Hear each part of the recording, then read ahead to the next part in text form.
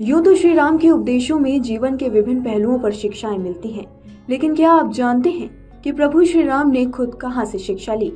चलिए आज हम आपको वहां लेकर चलते हैं जहां प्रभु श्री राम ने शस्त्रों की शिक्षा ली। मेरठ के परतापुर में बनी महर्षि विश्वामित्र तपोस्थली भूमि अपने आप में कई इतिहास समेटे हुए है। रामायण काल की यह पौराणिक भूमि इकलौती ऐसी जगह है जहां प्रभु श्री राम बिन सीता के हैं, यानी एक ऐसा मंदिर जहां श्री राम जी की मूर्ति सीता जी के साथ नहीं बल्कि अपने गुरु महर्षि विश्वामित्र जी के साथ है।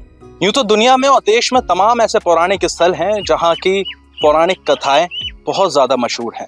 आज भी लोग उन पौराणिक कथाओं को सुनते हैं और वहां की जो मान्यताएं हैं उनको देखने के लिए लोग दूर दूर तक पहुंचते हैं। ठीक इसी तरीके से एक पौराणिक स्थल, पौराणिक कथा के साथ मेरठ का जो ये महर्षि विश्वामित्र तपोभूमि स्थल है वो भी है। ये भी अपने आप में कई कहानियां समेटे हुए है। रामायण काल की कहानी समेटे हुए है। रामायण काल में जिस वक्त महर्षि विश्वामित्र जी इस तपोभूमि में यज्ञ किया करते थे और प्रभु श्री राम और लक्ष्मण जी यहाँ पे आया करते थे, उस समय की ये कहानी है। मेरे पीछे आप जो ये एक मंदिर यहाँ पे देख रहे हैं, इस मंदिर में अंदर सप्त ऋषि विराजमान है और उन सप्त ऋषियों के साथ में प्रभु श्री राम और लक्ष्मण जी हैं। यूं तो पूरी दुनिया में अगर आप चले जाएंगे तो हर मंदिर में आपको प्रभु श्री राम के साथ में सीता जी जरूर नजर आएंगी, लेकिन ये इकलौता मंदिर ऐसा है जहां पे सीता जी आपको श्री राम के साथ नजर नहीं आएंगी, क्योंकि ये उनके स्वयंवर से पहले की ये भूमि है। ये वो स्थल है जब प्रभु श्री राम और लक्ष्मण जी अपने स्वयंवर से पहले यहाँ पे विश्वामित्र जी के पास आए थे और जब विश्वामित्र जी यहाँ पे यज्ञ किया करते थे तब वो यहाँ पे उनके साथ बैठकर यज्ञ करते थे और राक्षसों का वध करते थे, और यहीं से ही महर्षि विश्वामित्र उनको अपने साथ स्वयंवर के लिए लेकर गए थे। मेरठ पहले महराष्ट्र कहा जाता था। महराष्ट्र यानी कि मंदोदरी का पियर भी था, रावण की ससुराल कहा जाता था। तो रामायण काल से जो जुड़ी हुई कहानी जिस तरीके से मंदोदरी की है, ठीक उसी तरीके से ये महर्षि विश्वामित्र तपोभूमि की भी है। लेकिन इसके पीछे की और क्या क्या कहानियां हैं, ये तो कहानी जितनी मुझे पता थी वो मैंने आपको बता दी, लेकिन इसके पीछे की और भी कई रोचक कहानियां हैं, वो हम जानेंगे। यहाँ के महंत शिवदास जी हमारे साथ में हैं। महंत जी, ये बताइए कि जितना मैंने बताया क्या वाकई यही कहानी थी और इसके अलावा और क्या पौराणिक कथा इस स्थल की है? ये भारत के अंदर ऐसा एक तपोभूमि है विश्वामित्र महाराज जी का। ये चारों युग में प्रमाणित है, क्योंकि सत्य युग में सप्तऋषि हुए थे। सप्तऋषियों में से विश्वामित्र महाराज जी हुए। विश्वामित्र महाराज जी को समय समय के अनुसार यहाँ रावण का ससुराल है मेरठ, जो महाराज जी को परेशानी करते थे। जैसे इतिहास प्रमाणित करता है रामायण में, जैसे खून हड्डी डाल के उनके यज्ञों को भंग कर देते थे, ठीक उसी प्रकार ही समय समय के अनुसार खरदूषण यहाँ पे उनकी यज्ञों को भंग करते थे। कुछ ही समय के पश्चात त्रेतया का प्रारंभ हुआ। जब त्रेतया में भगवान ब्रह्म राम के उत्पत्ति हुआ तो इनको जानी जानते ये विश्वामित्र महाराज जी, जो अयोध्या से बाल अवस्था में राम और लक्ष्मण को यहाँ पे लेके आए। उनके द्वारा इस यज्ञ को, ये जो सरोवर आप देख रहे हैं, ये यज्ञ कुंड है, जिसे यज्ञ कुंड में यज्ञ संपन्न करवाने के पश्चात विश्वामित्र महाराज जी इसको, अर्थात हमारे हिंदू शास्त्र में 68 तीर्थ है, भागवत में भी प्रमाणित करता है, शास्त्रों में भी प्रमाणित करता है। तो 68 तीर्थों में से ये पहला तीर्थ है जो विश्वामित्र तीर्थ है।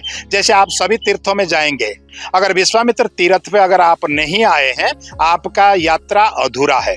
इसलिए इसका इतिहास ये भी जोड़ा जाता है, जो श्रवण कुमार अपने माता पिता को जो लेके तीर्थ स्थलियों में घूमते थे, घूमते घूमते जब महाराष्ट्र अर्थात मैदाना के खेड़ा में आए थे, तो इतिहास ये भी प्रमाणित करता है कि अपने माँ बाप को भी कर मांगे थे, क्योंकि ये भूमि का इस प्रकार दानवों से भरपूर था, जिस कारण उनके जो पिता और माता तपस्वी थे वो समझ गए कोई ऐसा भूमि, ऐसा मिट्टी आया है जिस कारण हमारा पिता माता भक्त होते हुए पुत्र और आज कर मांग रहा है। तो उन्होंने पूछ बैठे हम कहाँ आए हैं, तो उन्होंने कहा महाराष्ट्र विश्वामित्र तीर्थ की ओर आए। उन्होंने समझ गए कि कुछ ऐसा दूषित मिट्टी आ चुका है, तो उन्होंने कहा कुछ समय के बाद हम आपको दे देंगे, यहाँ से चलते हैं। जबकि उसका जो प्रायश्चित है, जो राजा दशरथ के द्वारा जो तीर मारा गया है, मृत्यु के द्वारा ही प्रायश्चित हुआ, इतिहास ये। तो जब यज्ञ पूर्ण हुआ भगवान राम के द्वारा जो सरोवर देख रहे हैं, जल की उत्पत्ति कर दिया गया है, जिस जल में आज भी गंधक है। जैसे कितने वर्षों तक गंगा जल को किसी भी पात्र में रखते हैं तो खराब नहीं होता है, ठीक इसी प्रकार ही आज भी इस सरोवर का जल अगर आप किसी भी पात्र में रखते हैं तो कभी खराब नहीं होता है।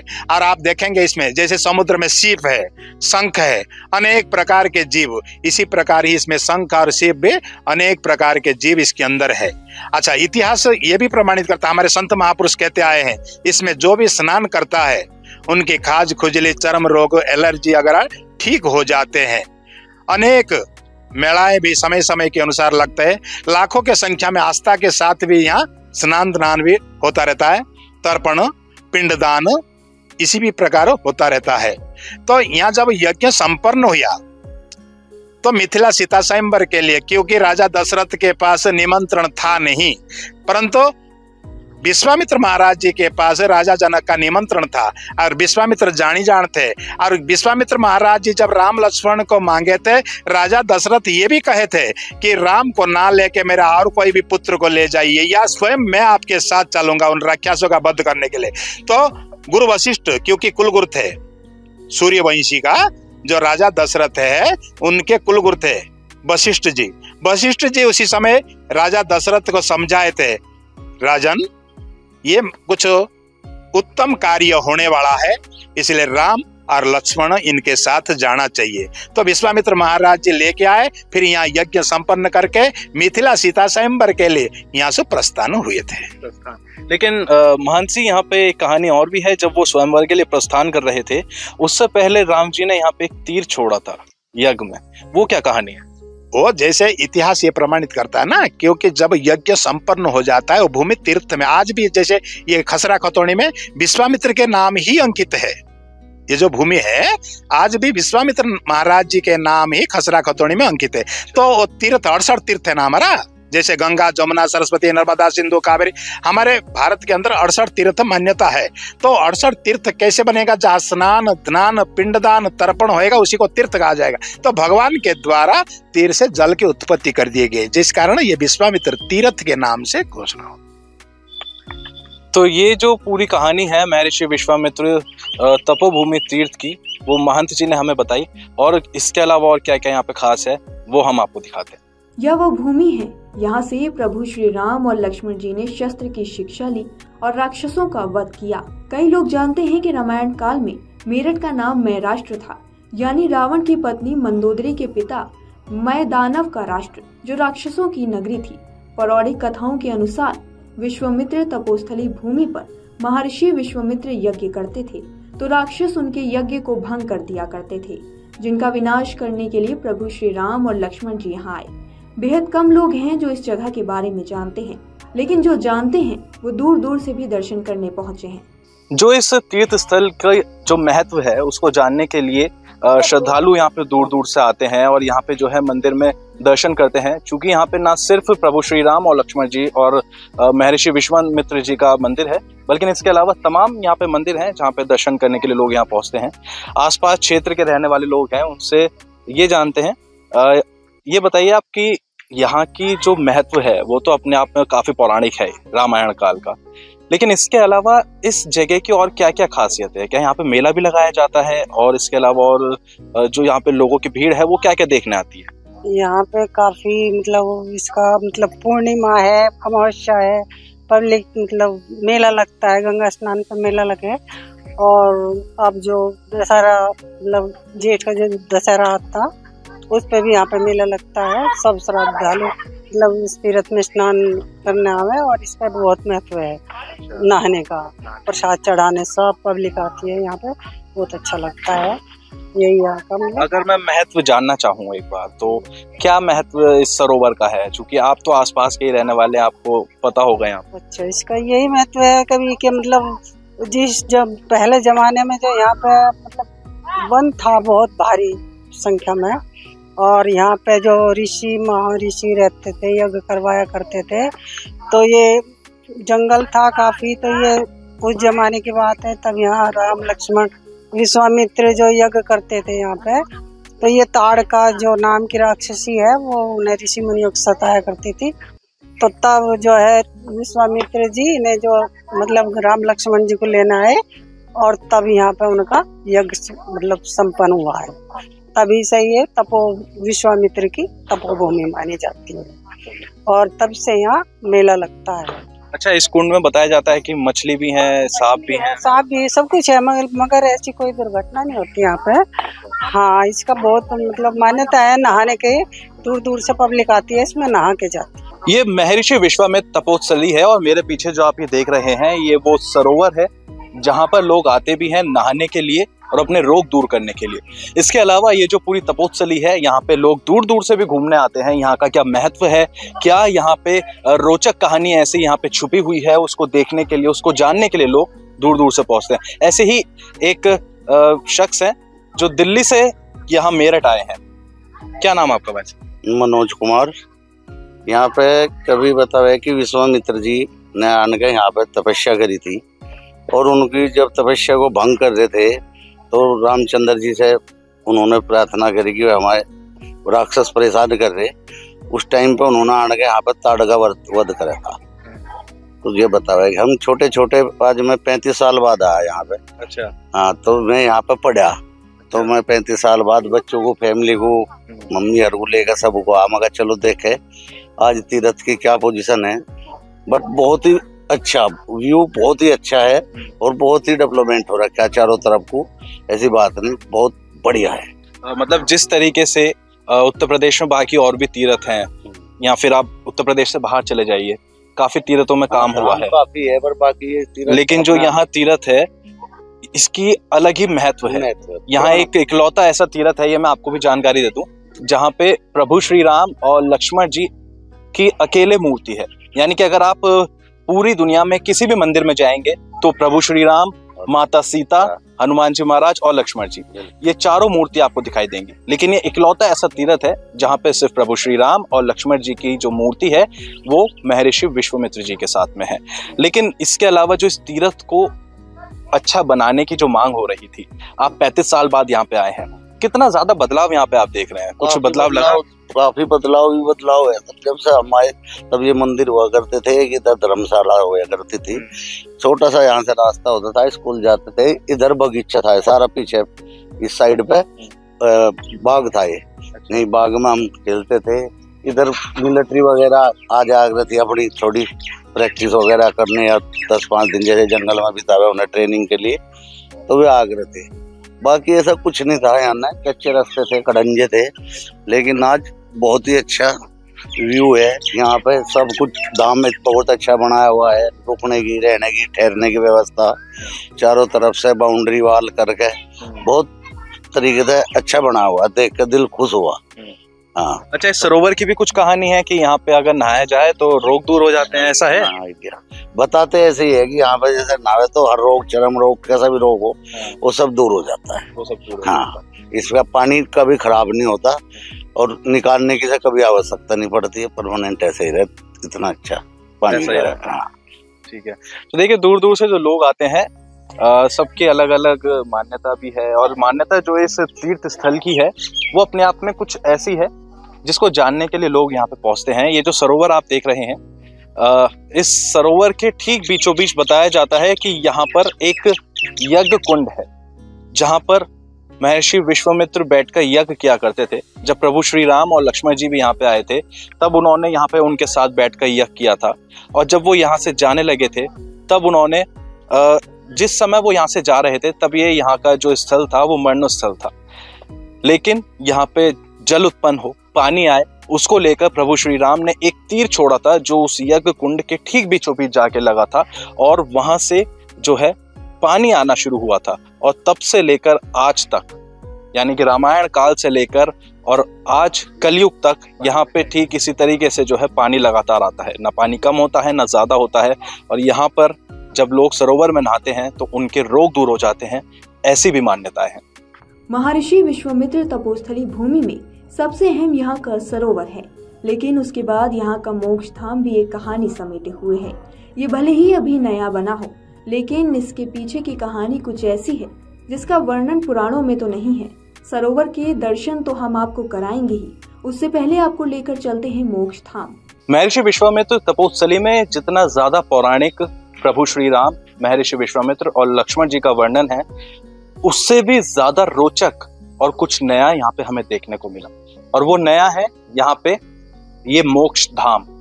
इस मोक्ष धाम में आप यहाँ पे शिवलिंग देख रहे होंगे, लेकिन ये मोक्ष धाम आखिर क्या है और ये जो शिवलिंग है यहाँ इतने सारे, वो किस लिए है, क्या इसके पीछे की कहानी है, इसको जानने के लिए महंत हमारे साथ में है। इस महर्षि विश्वामित्र तपोस्थली की जो पूरी देखरेख करते हैं और पिछले कई सालों से यहाँ पे जो है पूजा अर्चना कराते हैं और यहाँ पे जितना भी धार्मिक कार्य होता है वो अपनी निगरानी में रखते हैं। महंत जी, ये बताइए कि यहाँ की जो कहानी है वो तो हमने जान ली, लेकिन जो ये पीछे शिवलिंग और ये मोक्ष धाम है, इसके पीछे की क्या कहानी है? इतने सारे शिवलिंग यहाँ पर कैसे? ये मोक्ष धाम भारत में प्रथम बार बनाया गया है। ये प्रभु का ही कोई खेल था, जिस कारण सपने में अनुभव हुआ था, जिसको शास्त्रों को प्रमाणित किया। श्रीमद् भागवत में, गरुड़ पुराण में, शिव महापुराण में इसका उल्लेख है। भागवत में भगवान श्री कृष्ण उद्धव को इन तत्वों के बारे में कहते हैं, जो भी मनुष्य इन तत्वों का परिक्रमा करता है 84 लाख योनियों से मोक्ष को प्राप्ति हो जाता है, अर्थात पशु योनियों में प्रवेश नहीं करता है। ये आप देखेंगे बीच में स्वस्तिक है। स्वस्तिक के ऊपर एक तरफ 5 ज्ञान इंद्रियां है, एक तरफ 5 कर्म इंद्रियां है, एक तरफ 5 विभूतियां है और एक तरफ पंच तत्व है। जैसे भजन में भी संत महापुरुष के हैं, सुमिरन कर ले मना पंच तत्व सुविचार। और जो साइड में आप जो देख रहे हैं ये 25 प्रकृति है, जो मनुष्य का शरीर इन तत्व और प्रकृतियों से मिलके ही बनाया गया है। अगर आप इसके अंदर प्रवेश करेंगे तो ऑटोमेटिक जब बाहर निकलेंगे तो 21 परिक्रमा हो जाता है। इसीलिए गरुड़ पुराण में भी भगवान विष्णु गरुड़ जी को इन तत्वों के बारे में कहते हैं, जो मनुष्य इन तत्वों का परिक्रमा करता है पशु योनियों में प्रवेश कभी नहीं करेगा। और ये भी आप सुने होंगे जो अमरनाथ की अमर कथा, जो माता पार्वती को भगवान शिव ने अमर कथा सुनाए थे, इन तत्वों के ऊपर ही बताए थे। इसलिए भगवान शिव इसमें कहते हैं माता पार्वती को, जो भी मनुष्य इन तत्वों को जान लेता है वही मोक्ष को प्राप्ति होता है। नहीं पुनरपि जन्मम पुनरपि मरणम जनन जठरे बार बार शयनम, अर्थात तो जन्म मृत्यु का चक्र लगा ही रहेगा। इसलिए जो भी मनुष्य इसमें परिक्रमा करता है वही मोक्ष को प्राप्ति होता है। ये भारत में प्रथम बार बनाया गया है। प्रथम बार। अच्छा महंत जी, आपने शुरुआत में बताया कि स्वप्न आया था, वो स्वप्न किसको आया था और क्या उस स्वप्न में कहा गया था? ये ऐसा हुआ था 2023 में। अचानक एक दिन 3 से 4 बजे के बीच में अनेक शिवलिंग ही शिवलिंग हमारे को अनुभव हुआ। तो हमारे को उसका कुछ समझ में नहीं आया। सवेरे जब मैंने उठा, एक ब्राह्मण परिवार में से ही एक व्यक्ति मेरे पास थे, उनसे मैंने कहा तो मेरे को कुछ अद्भुत दृश्य अनुभव हुआ है। उन्होंने कहा बाबा जी आप भजन करने के वास्ते आपको ये सब दिखाई दिया है, लेकिन मैंने उसको समझ नहीं पाया। दोबारा दूसरे दिन रात भी वही मेरे को अनुभव हुआ, वही शिवलिंग ही दिखाई दिए। तो जब हमारा साध्वी मधुदास जी रहते हैं यहाँ पे, जो हमारा गुरु जी का शिष्य है, उनको फिर मैंने बताया कि 2 दिन हो गया है मेरे को ऐसे ऐसे अनुभव हुआ। तो उन्होंने जैसे कि 50-100 बार भागवत को पढ़े हुए हैं, तो उन्होंने कहा 11वां स्कंद 9वां श्लोक में भगवान श्री कृष्ण इन तत्वों के बारे में बताते हैं। ये शिवलिंग नहीं है महाराज जी, ये तत्व है। तो फिर कुछ समय के बाद उन्होंने फिर पुनर्बार मेरे को कहा कि गरुड़ पुराण में भी महाराज जी इनका उल्लेख है। जब हमने उन शास्त्रों को प्रमाणित किया तो निश्चित रूप में उसमें हकीकत में ही हुआ। तो हमारे को प्रभु का प्रेरणा हुआ, फिर इसका अपना अभी के बाद आपने जो है ये पूरा बनवा दिया। अच्छा, आपने जो पंच तत्व की जो बात कही, उसका वर्णन आपने किया, तो पंच तत्व ये एक जगह एक ऐसी है जहाँ पे किसी को पंच तत्व के लिए कहीं जाने की जरूरत नहीं। अगर वो यहाँ आकर इस पूरे की परिक्रमा करते ही सारा का सारा पूर्ण हो जाता है। आप प्रवेश करें 21 परिक्रमा होने के पश्चात ही आप बाहर निकल सकते हैं। इसका मान्यता इस प्रकार है, जैसे आप इसके अंदर प्रवेश करेंगे, जैसे हिंदू शास्त्रों में प्रमाणित किया गया है कि जलहारी को पार नहीं करना चाहिए। आप इसके अंदर प्रवेश करेंगे तो एक के बाद एक शिवलिंग आएगा, जलहारी आप कभी भी पार नहीं करेंगे। अच्छा, शिवलिंग कितने होंगे वैसे, और इन शिवलिंग के अंदर क्या है?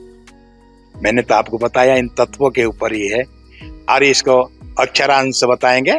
527 शिवलिंग है, अर्थात पंच तत्व में 5 ज्ञानेंद्रिया चला गया, 5 कर्म इंद्रिया चला गया, 5 विभूतियां, 5 तत्व, 25 प्रकृति है, और 2 शिवलिंग है। एक ज्ञानेंद्रिया जो कपाल की ओर से संत महापुरुष भजन करने से उनकी प्राणवायु निकलता है, और एक गुप्त शिवलिंग इसके अंदर है जिसमें प्राणवायु गृहस्थ आश्रम में जैसे मलमूत्र के द्वारा निकल जाती है, इसलिए इसका 527 शिवलिंग है। 527। तो देखिए, ये जो मोक्ष धाम है, उस मोक्ष धाम की ये पूरी कहानी है। तो महर्षि विश्वामित्र की जो तपोस्थली है वो न केवल महर्षि विश्वामित्र या प्रभु श्री राम के लिए ही जानी जाती है, बल्कि जो यहाँ पे पंचतत्व के जो ये शिवलिंग यहाँ पे स्थापित हैं, अगर आप यहाँ पे आके दर्शन कर लेंगे तो जैसे गरुड़ पुराण में वर्णन है मोक्ष की प्राप्ति, तो मोक्ष की प्राप्ति भी आपको यहाँ पे हो जाएगी। चलिए अब आपको लेकर चलते हैं इस तपोस्थली की सबसे अहम और पौराणिक इतिहास समेटे हुए सरोवर की ओर। अभी जिस सरोवर में आप पानी देख रहे हैं, रामायण काल में इसी सरोवर में महर्षि विश्वामित्र जी प्रभु श्री राम और लक्ष्मण जी के साथ यज्ञ किया करते थे। सरोवर के बीचों बीच वो यज्ञ कुंड है जिसको भंग करने की कोशिश राक्षसों ने खूब की, लेकिन सफल नहीं हो पाए। मान्यता यह भी है कि इस सरोवर में नहाने से शरीर के कई रोग दूर हो जाते हैं। महर्षि विश्वामित्र तपोस्थली का जो सबसे महत्वपूर्ण हिस्सा है वो हिस्सा ये सरोवर है जहाँ पे इस समय मैं बैठा हुआ हूँ। ये सरोवर वही है जहाँ पे महर्षि विश्वामित्र जी ने यज्ञ किया था। इस सरोवर के ठीक बीचों बीच वो यज्ञ कुंड है जहाँ पे महर्षि विश्वामित्र जी ने बैठ के यहाँ पे यज्ञ किया, और प्रभु श्री राम और लक्ष्मण जी उनके साथ बैठ के यज्ञ किया करते थे।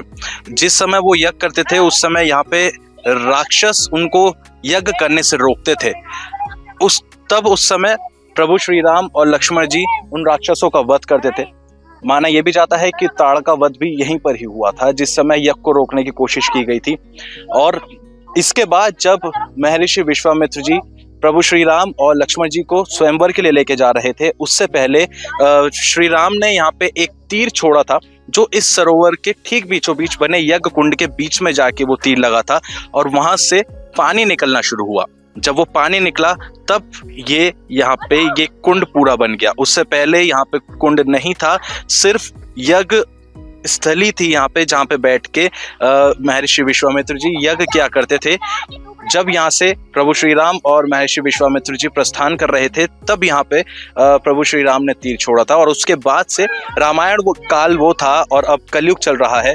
तो कलयुग तक भी ये जो सरोवर है ये इस बात का साक्षी है कि प्रभु श्री राम ने किस तरीके से यहाँ तीर छोड़कर इस बात को जन्म जन्म तक के लिए, शताब्दी तक के लिए, और जितने भी लोग हैं उनको ये दिखाने के लिए, आने वाली पीढ़ियों के लिए ये दर्शा दिया कि जो रामायण काल था, जो भगवान थे वो उनके जो साक्ष्य थे वो सच था और वो सारी बातें सच थी, और उस बात का जो सबूत है वो ये सरोवर है।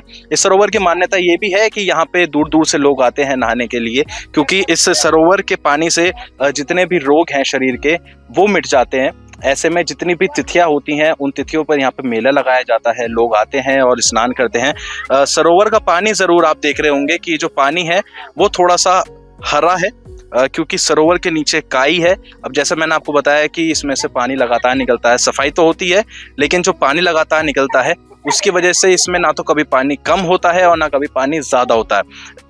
सरोवर में मछलियां भी हैं, सांप भी हैं, बिच्छू भी हैं, और कई तरीके के ऐसे कीड़े हैं जो इस सरोवर में पाए जाते हैं। लेकिन कहा यह भी जाता है कि जो लोग यहाँ पे स्नान करने आते हैं वो कीड़े उन लोगों को कुछ नहीं कहते। तो ये भी अपने आप में एक सवाल खड़े करने वाली बात हो सकती है कि जो लोग यहाँ पे नहाते हैं, यहाँ अचंबा होने वाली बात हो सकती है। इस बात को सुनकर हर कोई अचंभित होता है कि यहाँ पे तमाम कीड़े हैं लेकिन जो लोग यहाँ पे नहाते हैं उनको वो कीड़े कुछ नहीं कहते। ये तो कहानी थी महर्षि विश्वामित्र जी की तपोस्थली की। इसके अलावा मेरठ में और क्या क्या रहस्य हैं और मेरठ के आसपास ऐसे क्या क्या जगह हैं जहाँ की पौराणिक कथाएं हैं, उन सभी कथाओं को लेकर अमर उजाला और मैं आपके बीच में पहुंचूंगा। तब तक के लिए मुझे दीजिए इजाजत। अगर आप ये वीडियो YouTube पर देख रहे हैं तो हमारे चैनल को सब्सक्राइब कर बेल आइकन दबाएं और Facebook पर देख रहे हैं तो हमारे पेज को लाइक करें।